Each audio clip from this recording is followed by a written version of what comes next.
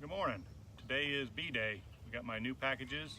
I've got my hives ready to go. I've got the bees ready to go. Sugar water, some dry grass, a couple baggies to put the sugar water in. Before I go any further though, instead of buying expensive beekeeping gloves, I recommend these. These are Dawn dishwashing gloves. I found them at Dollar General today for $1.50 a pair. They're reusable, but light enough that you can still feel almost fingertip like dexterity. So you can buy the expensive beekeeping gloves, but I have come to prefer these Dawn dishwashing gloves. So $1.50 beats 15 to 20 bucks a pair. So the sugar water is for two things. First off, I'm going to spray it with this pump spray bottle, again from Dollar General, $1. I'm going to spray the cluster of bees. That'll do a few things. Make them less likely to fly away. It'll calm them down, and it will make it easier to put them into the box from their package container. These baggies, this is a feeder method that I like to use. What I'll do is I'll pour sugar water inside of this baggie. I'll remove all the air, and then I'll poke a few holes in it. As it lays on top of the inner cover, which I'll show you later, then the syrup's able to flow out as the bees need it. They can come up through the hole in the inner cover and grab the feed as they need it. This is simply 1-to-1 sugar syrup, so it's 1 part white sugar to 1 part water, and then a little bit of Honey Bee Healthy added into it. I found some on sale, so I got that this year. So off camera, I went ahead and filled up 2 quart-sized baggies, got all the air out of them, got them filled up with the sugar water. And then what I did next was I took 3 frames out of the middle of this box, and my stand has frame rest built into it. All you got to do is just make sure, if you build your own, that you accommodate that same width as the box for your stands. I found that it's pretty handy, you know, for putting a frame or 2 on there during inspections or times like this where I took the frames out to make it easier to introduce them. So what I'll do now is I will spray the bees. Just spray the ones you see. You don't worry about getting them all. Spray the ones you see before you take anything off as far as the top cover here. What I'll do next is I do have this entrance reducer put in here, and I have it's about a 3-inch entrance on the advice of a guy I bumped into today. Since it is daytime, I just went ahead and made it a little bit more difficult on them. Not that I don't ever want them to leave, I just want them to take their time when they do decide to go, so they don't decide to leave this hive entirely. I don't think they will, but with the cost of packages these days, every little thing you can do to keep them home, I'll do it. Now for the moment of truth. So I have these bees sprayed down, I have their box ready to go. In my 3rd year, I still get a little bit nervous opening up a box load of bees. So if you receive a package, it'll probably come in this type of box. It's got this simple Luan plywood. All you do is you pry it off, just stapled on.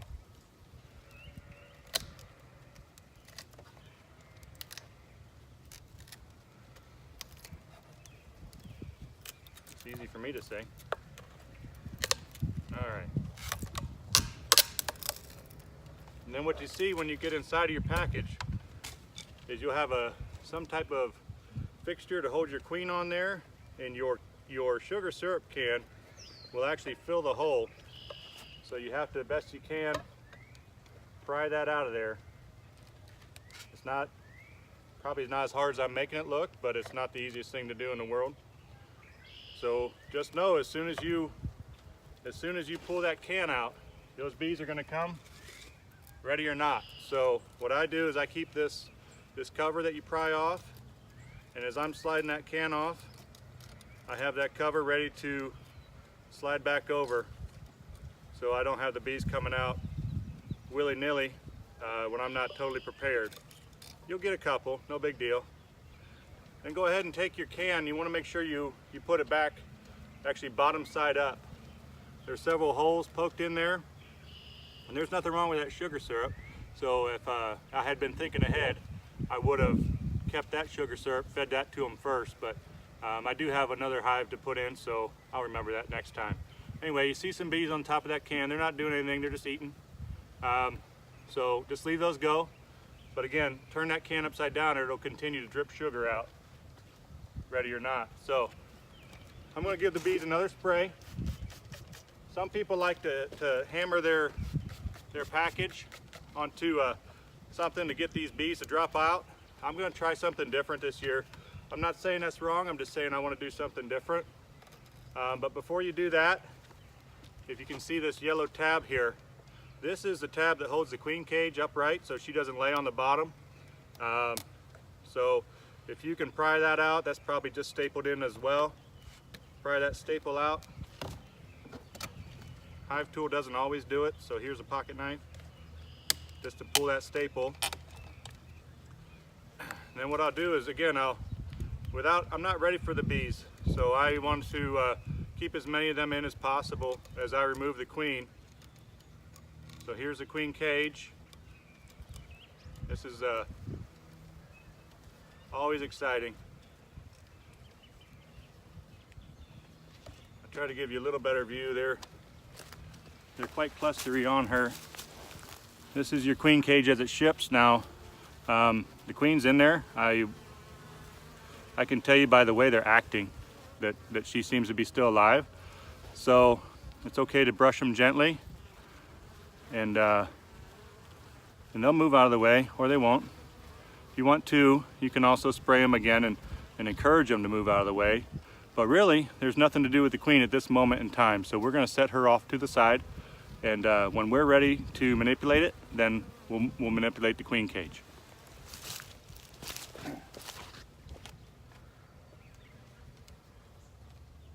So now, the moment of truth.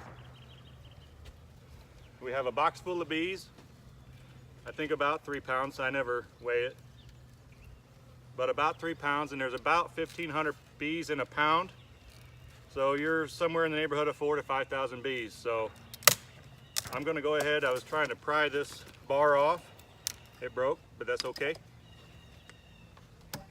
We'll give them one more spray. I might even spray them from the top down this time, just to encourage them to be calm. And then what I have done in the past is I've shaken them quite roughly into the hive. Again, I'm not saying that's the wrong way to do it, but I'm going to try the gentle encouragement this year. So as much as I'm able to, and they're willing to, I'm going to pour them out. You will get some flyers like this, but nothing you can't handle, especially if you're well suited, which you probably should be. I would recommend at least always a veil. I always wear at least this jacket, because honestly, my 3rd year, I'm still not that comfortable with bees that I'd like to get stung. So now that I've got some of those bees in the hive, they're just kind of in there in a group. I'm going to go ahead and put the queen in. Now I couldn't find my staple gun this morning, so I have to improvise. And I've got some very small tack nails. You might not even be able to see them. But what I'm going to do is if you look in your queen cage, and these bees would move, there's a candy end. So there's a cork in that candy end, and you simply pry that cork out. Again, a little bit easier said than done on my part. The reason there's a cork in there during shipping is it so they don't release her before you decide that she needs to be released, because what you need to remember is this isn't the queen of these bees. She did not make these bees. This is a new queen, and they have to get used to her pheromone. All right, so if you can see, sugar ends over here. I pried the cork out of it, and what we're going to end up doing is we're going to put that screen side out. So it's screen side and the closed side. We're going to go screen side out because we want her to be able to breathe, and we want to put the candy side up. And that's important because there are a few worker bees in here with her. They're her attendant bees is what you hear them called.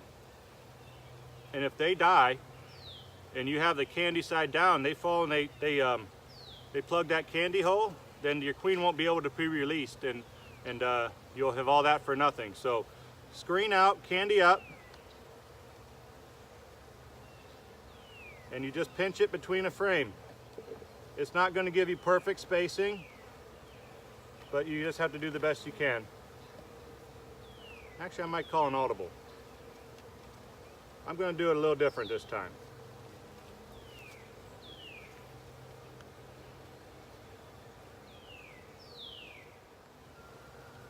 Okay, what I did off camera was I had to shake them a little bit harder than I meant to. Kind of went back to my old ways, but what I've got now is I've got most of the bees are in the box. And what I'm going to do this time around is I'm going to leave that queen cage lay on top of the frames. It's about right here. You can't really see it from this angle, but I've just laid it on there with the screen side up. What I have here is a 3-inch wide shim, same size as a box. This is a medium box. This is a 3-inch shim. What that's going to let me do is I'm going to place it on top of the normal box. Try not to squish any bees, but sometimes it happens. So now what I've got is I've got plenty of room for my baggie. So that baggie I had, what I'm going to do is I'm just going to leave it in here, and they can access that. The thing I like about this baggie method is a few different things actually. For one, near and dear to me, it's inexpensive.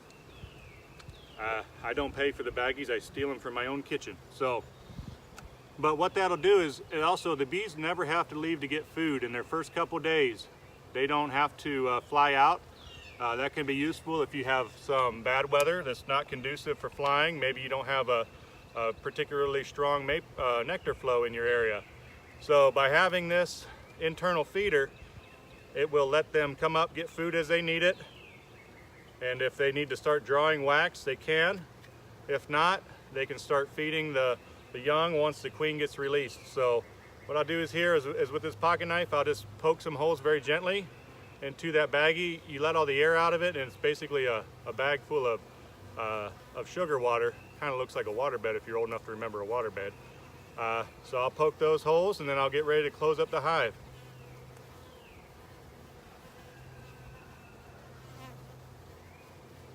There's no right or wrong number of holes. I did, I don't know, half a dozen. But the important part is, now that the holes are in there, the bees are in there, I've got the queen cage laying on top of some other frames. Now I'll grab my inner cover,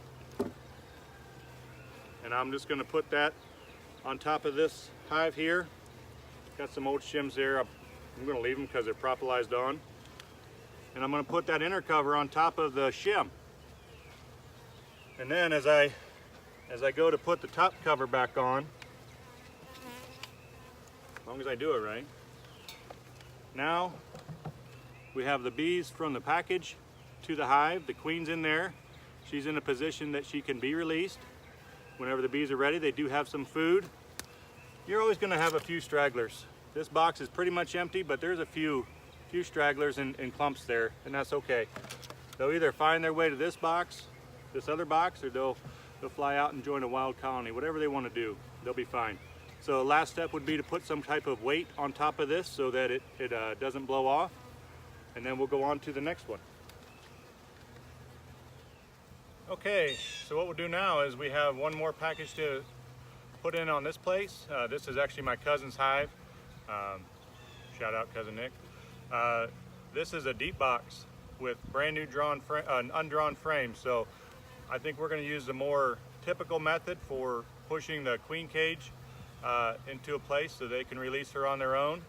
So what we'll do is we'll spray these bees with sugar water again, pry the top lid off, take the can out, take the queen out, cover it back up with this little piece of luan here, and then we will get ready to introduce these bees into a brand new deep box. Okay, we've got the luan out. We've got the queen cage unstapled. Sometimes you do drop it into there, so I'm going to try not to do that. I've done that in years past.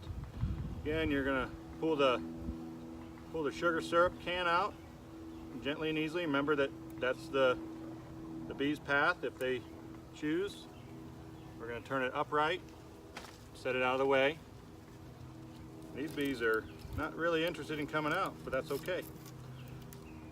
So then we'll grab a hold of the queen cage again. It's on this nylon tab. Give them a shake, maybe some mechanical separation of these bees. And then we'll set the queen out of the way. First off, always make sure your queen's alive when you get a package. She's had a longer drive to get to where you are than you did. So make sure she's alive and viable. If she's not alive, which this one is, go ahead and contact your package supplier. Most of the time those folks will make it right in some way. But so what we've got now, we've got the queen out, we've got the sugar can out. We've already sprayed them. We're going to give them another spray. These bees are pretty chill. And since this is a deep box, I'm going to do something different than my hive. I'm going to go ahead and place this box as it is into the hive. That's the kinder, gentler me as I get older, I suppose. So pry off the tab, just pitch it.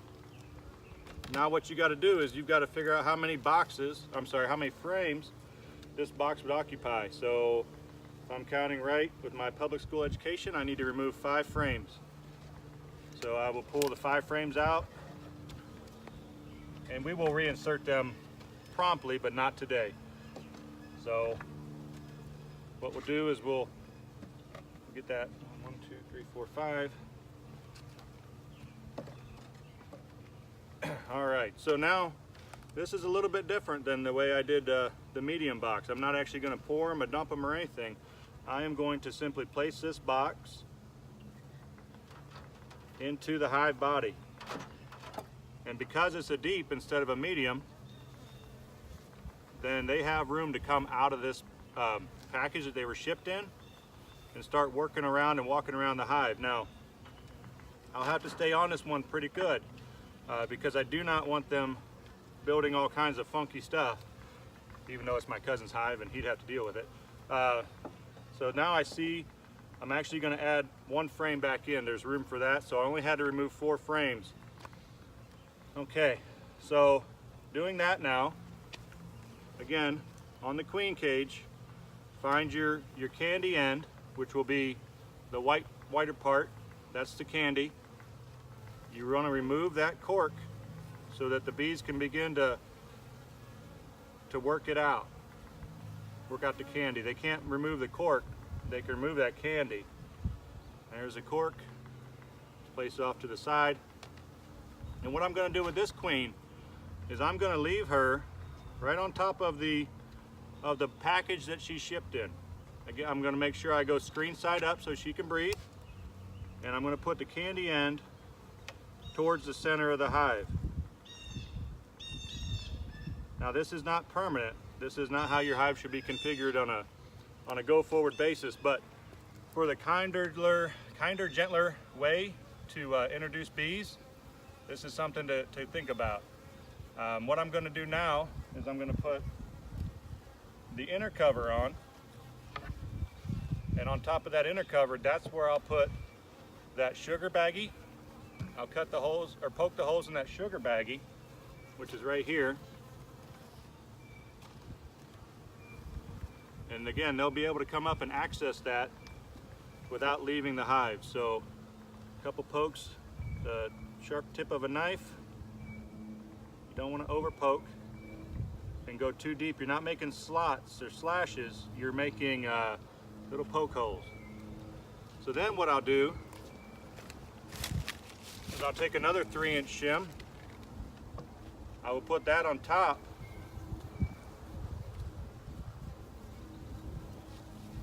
So that way they can come up, get to the sugar water as they wish, which is a little bit Princess Bride-ish, huh? Anyhow, so now we've got an inner cover. We put the top cover on. We're going to grab some of this grass again, not to make it impossible. Again, just to make it, they can move that grass out of there, no sweat. All right, so that was the kinder, gentler package installation. Of the two, I'm going to tell you I really preferred the kinder, gentler version. I don't know if it's always possible for the size of boxes that I use, but that was certainly a lot less work, and I think it has to be better on the bees because there was no shaking, no bumbling about. So that's the long story, a little bit shorter, and I hope you found this information useful.